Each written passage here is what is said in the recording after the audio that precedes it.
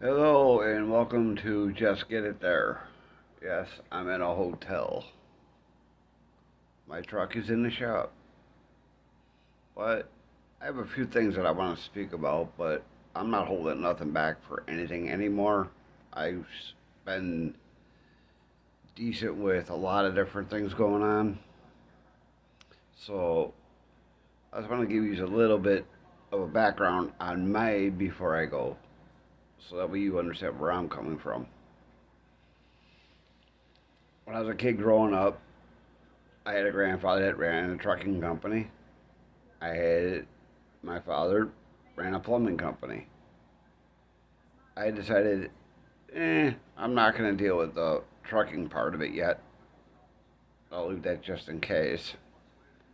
I ended up going into the plumbing trade. Held a few jobs, worked for my old man doing plumbing and all that fun stuff. And now I'm into the trucking because the plumbing trade turned into what used to be a skilled trade is now nothing but yes men, sales people that are trying to sell you something that you don't need, or they just don't know how to fix the problem that you have.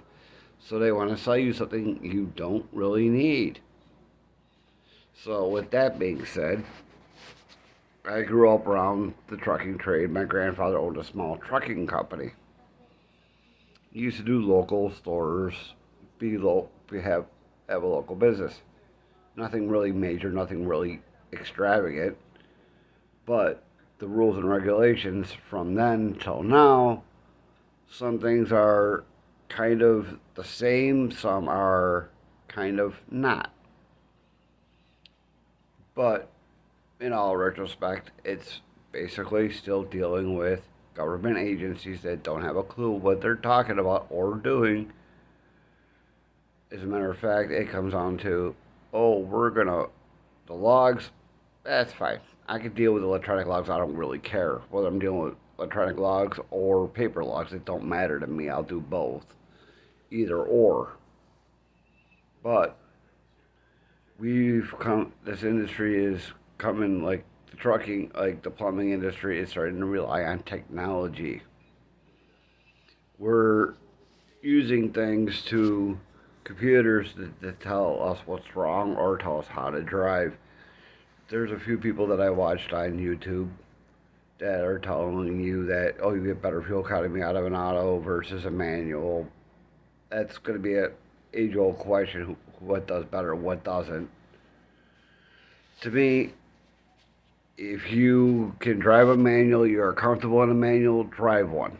If you have the issue where your legs or your knees or whatever, you can't drive a manual, then drive what you feel.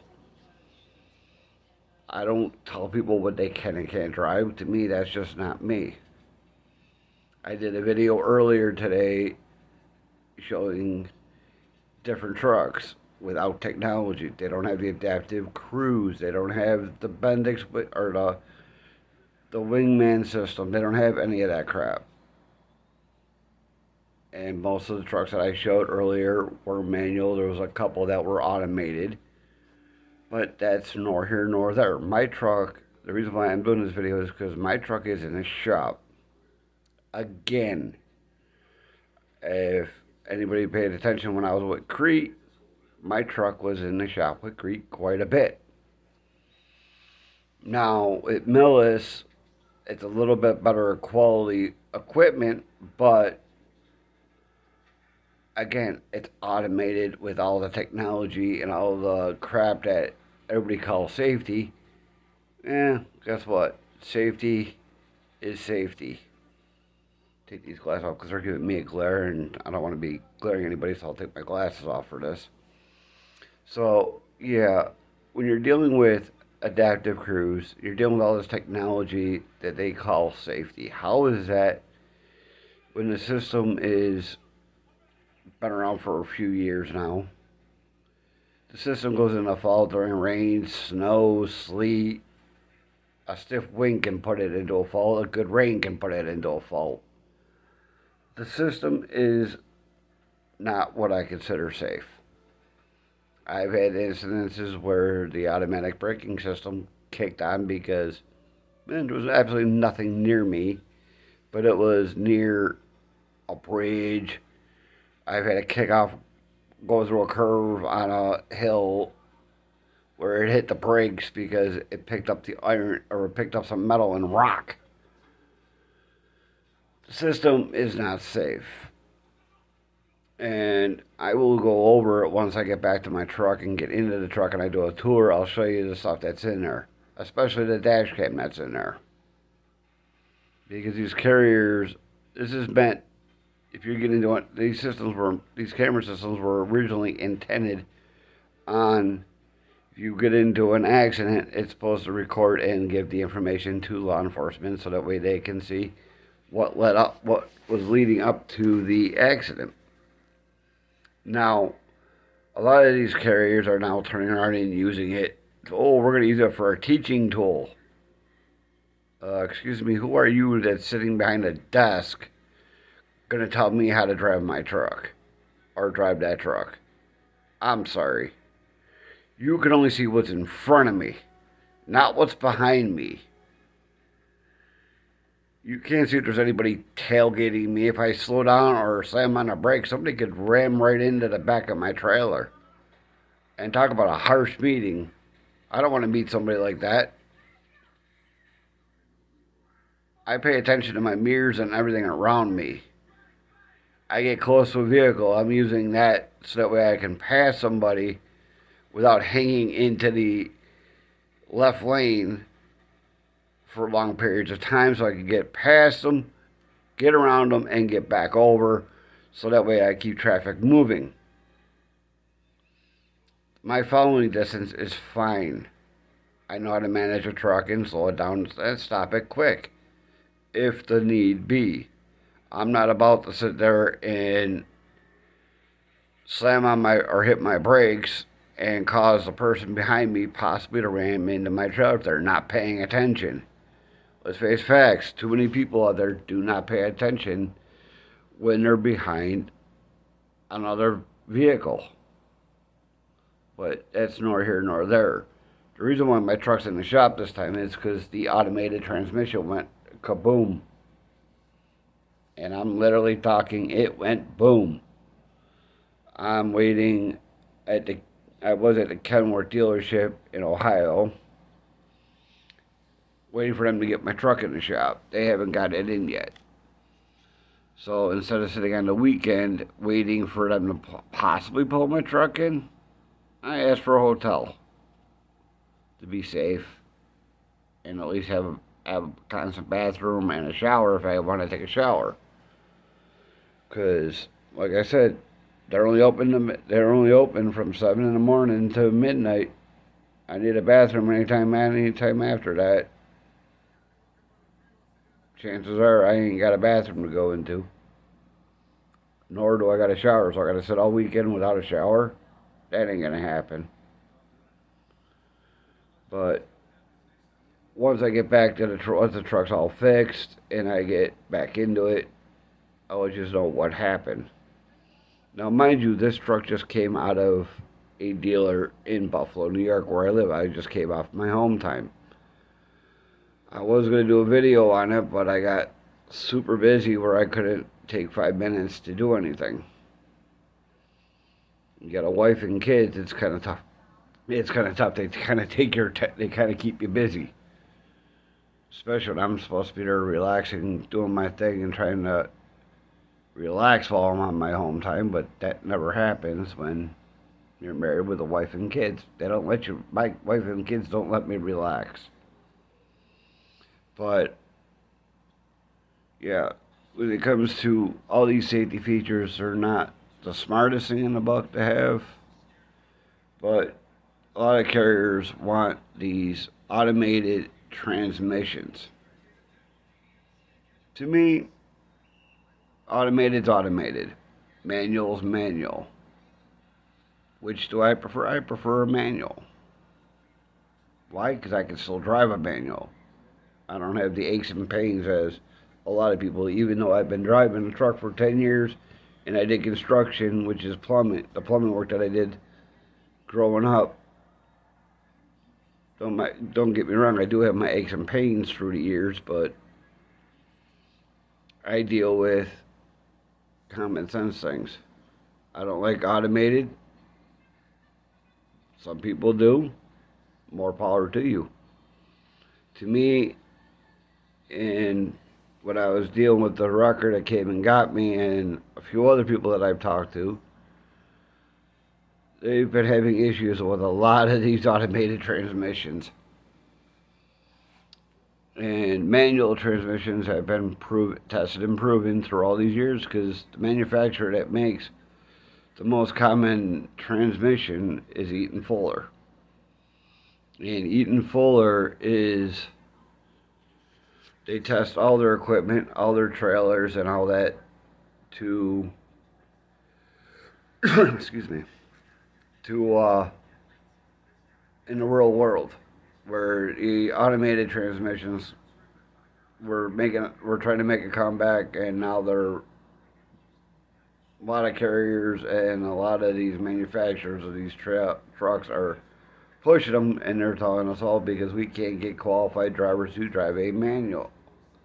Well, when you put drive cams in, and you're putting electronic logs for a lot of drivers, and you're dealing with all this technology that's on them, yeah, you're not going to get qualified drivers, especially ones that can drive a manual. I drive both. I'll drive either a manual or an automated. I prefer a manual only because I feel I have more control over that truck than I do with the automated.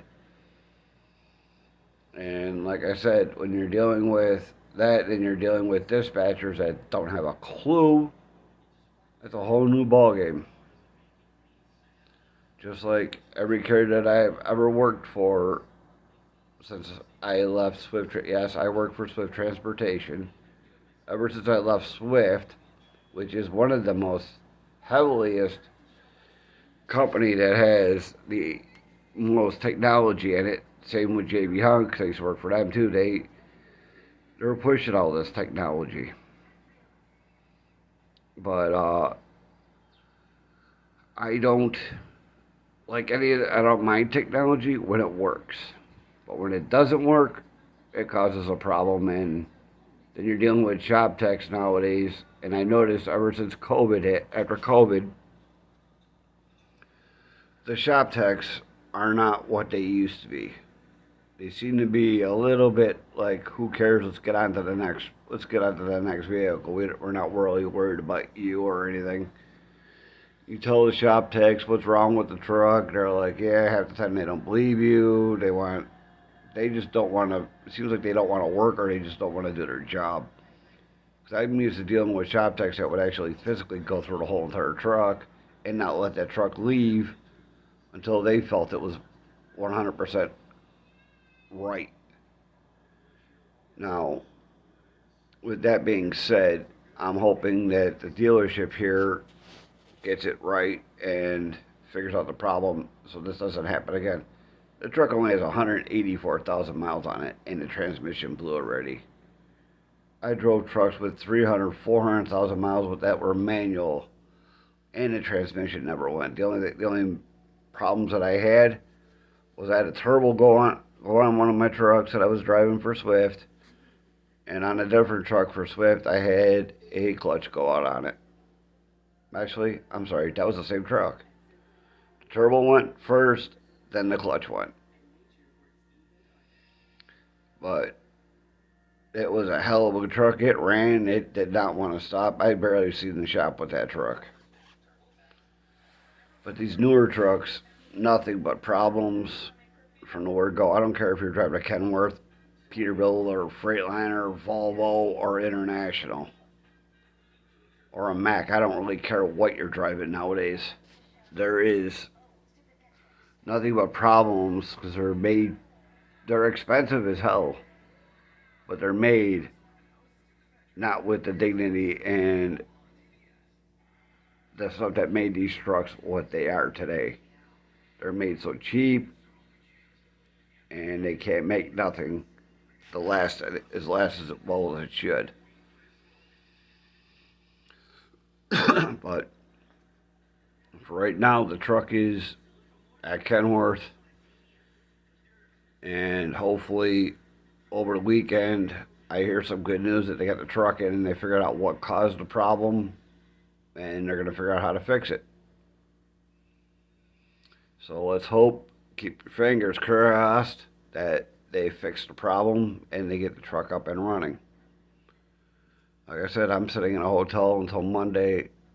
I'm going to be calling the dealership Monday morning. Then I'm going to be calling the breakdown team at Millis and asking them, hey, they didn't get the truck in over the weekend. What are we doing here? Am I going back to the truck or am I staying here at the hotel? Which I'm hoping I'm staying at the hotel because I'd rather stay here than sit in my truck and do absolutely nothing. But we shall wait and see what happens. Hopefully, I get the truck in Monday and they have a time frame when my truck will actually be up and running. Like I said, my truck's been there since Thursday night. This is Friday. I don't even know what today's date is. I think it's the 8th or the 9th or something like that. But I just wanted to give you an update. Like I said, as soon as I get the truck back and as soon as I get some time, I can actually get the truck organized and get it cleaned up so I can actually do a tour of the truck. So that way I can show you the differences between that and, well, you've seen the previous truck that I had. This truck is a newer truck. So it's a 2022 Kenworth versus a 20, either the 19 or the 20 or the 21, whatever the hell I had from that previous truck that I drove for Millis. And I'm going to be doing another video probably the next couple days explaining what happened during my home time. And they're lucky I even came back. But that's for not here right now. This video's going to get a little bit on the long side. I'm going to probably do another video tomorrow or Sunday night explaining what happened during my home time and why I'm not too excited being where I'm stuck at right now. So until then, keep the rubber side down. Like I said, if you like this stuff, if you like to hear about stuff like this, subscribe, leave a like, share, leave a comment. I'll get back to you. It don't hurt to write a comment if you got something to say about it. You disagree with me, say something. I'll talk it out with you. But until next time, stay safe, and I'll see you in the next one. Bye for now.